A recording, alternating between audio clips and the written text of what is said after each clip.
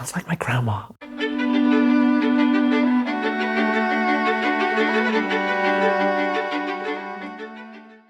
Hi, my name's Hamish. I'm an artist that works with flowers and I also write about them too. A huge part of modern floristry or flowers nowadays, after all these decades of selective breeding, is that we've lost the scent in most commercial varieties, because scent in flowers is produced with the plant hormone ethylene, which is the same hormone that causes senescence, so like the flower to die. It's the same hormone that ripens fruit. And so to have a flower that smells strongly, you're sacrificing its longevity. And so longevity has been prioritized, and so we've lost the smell of flowers. And it's really sad, because I think it's what makes them so incredible. I made a piece a couple of months ago of all really strongly scented flowers and time-lapsed the life of it, and the death of it was more important to me than what it looked like when it was alive, because you could smell the arrangement develop as the life of these flowers changed. And a lot of the times, the most beautiful part of a flower is it's most beautiful or it's most pungent just before it dies, which is so poetic.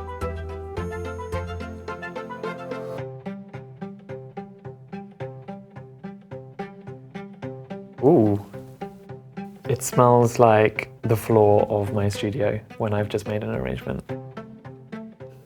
But also a little bit like a tea bag. Is it chamomile?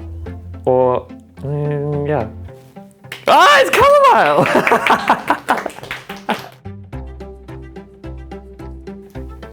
One of my firm favorites has always been and will always be orange blossom, because it reminds me of growing up in France, and it's such a strong and like refreshing scent. You feel really happy when you smell it. I love the smell of like florist greenery.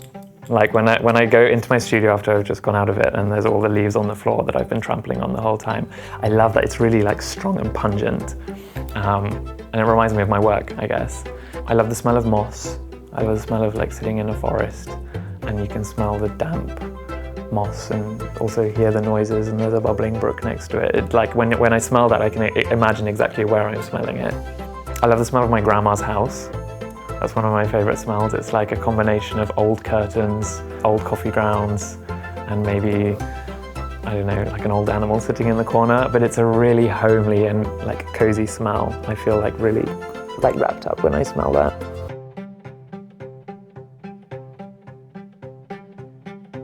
Ooh, it's really nice. It's like spicy a little bit. I'd wear this if I was going on holiday to a far off, hot, deserty country. Can I see what it is? Oh, it's an elephant. It's Mr. Thompson. Mr. Thompson.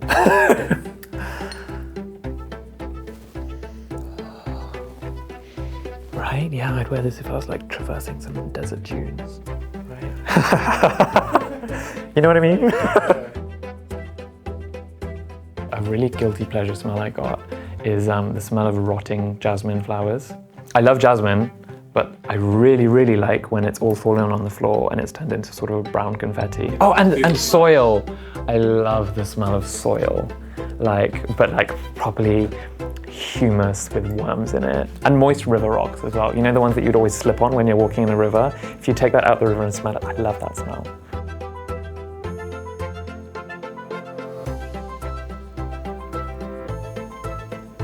Ooh. Ah. Oh. No, actually delicious. A little bit gross. A bit like armpits. With bread again. Marmite. Maybe. It smelled like armpits, but on bread, so it must be Marmite. Nutella? Marmite! I was like, oh, is that Nutella? If I go back in all the records in my brain, my first ever memory I can think of is sitting under a mimosa tree in France. And it was this huge tree in front of the house.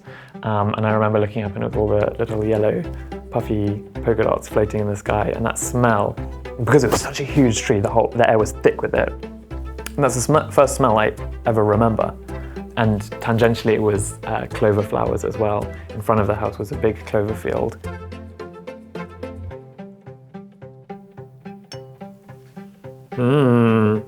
It's a fragrance. I don't know which one it is, but I want to know because I'm going to wear it tonight. It's not for going out, it's for prancing in a field.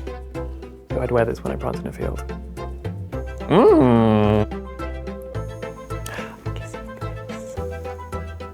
With musk of lucky clover! Prancing in a field! Oh my god. Yeah, I'd wear this to prance in a field for sure. And I'd pick some clovers and make it into a flower crown. The smell of the bark of a London plane tree. So they're the trees that are planted all over London. And the bark sheds off and create these beautiful patterns. And when you stamp on the bark, it has this sort of antique-y, old, really dry smell.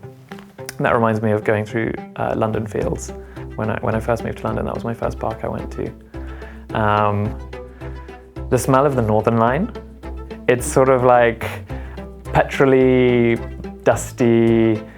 It doesn't feel healthy, but it's like a guilty pleasure smell. It's like smelling petrol at a gas station. Like, I know I shouldn't be smelling this, but actually it's really nice.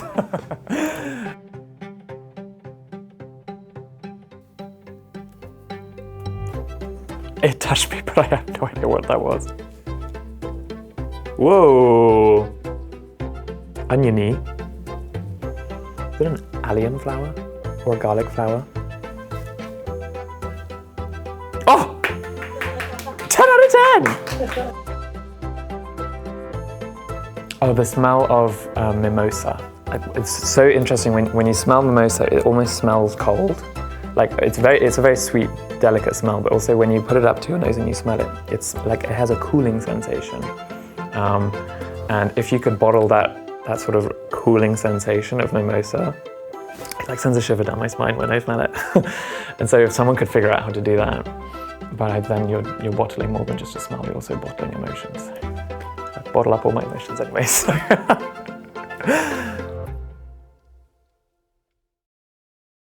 Are you telling me I have bad breath?